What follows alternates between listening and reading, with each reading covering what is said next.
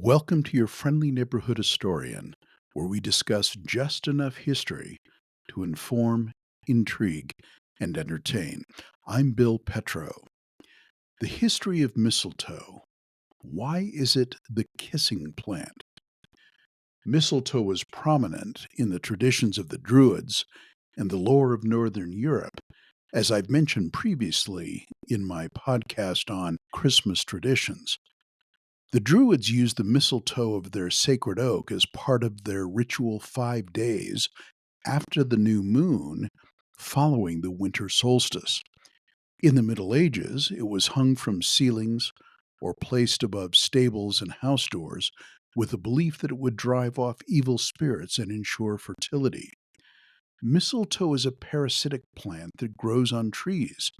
It sends its roots into the tree's bark and derives its nutrients from the tree itself, though it does not engage in photosynthesis.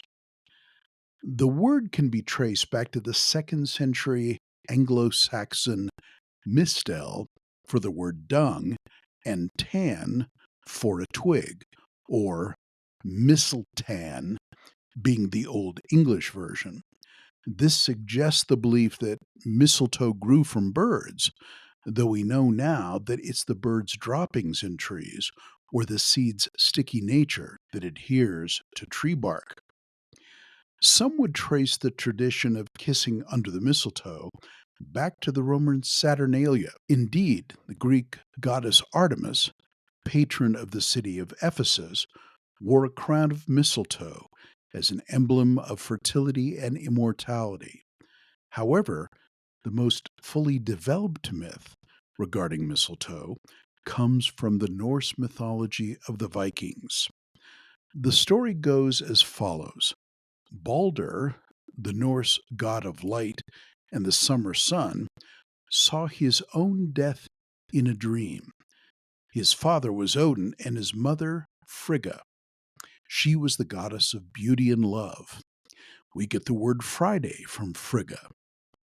Having the same dream, Frigga compelled the elements, plants, and animals not to kill Balder, but she neglected to extract the same promise from the young and insignificant mistletoe plant.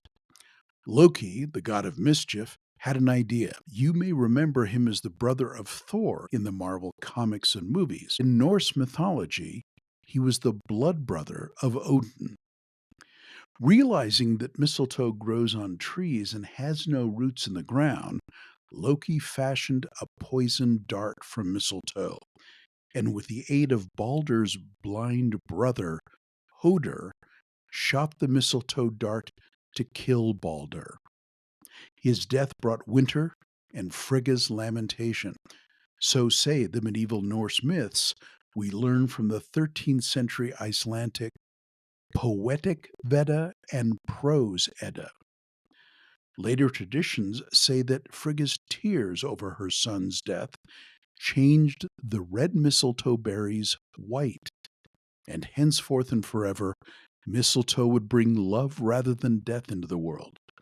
Any two people passing under mistletoe would exchange a kiss in honor of Balder.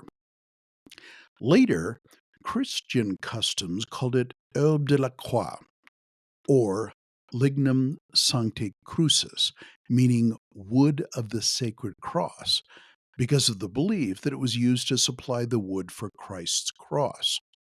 For its role, mistletoe was condemned to be a parasitic vine.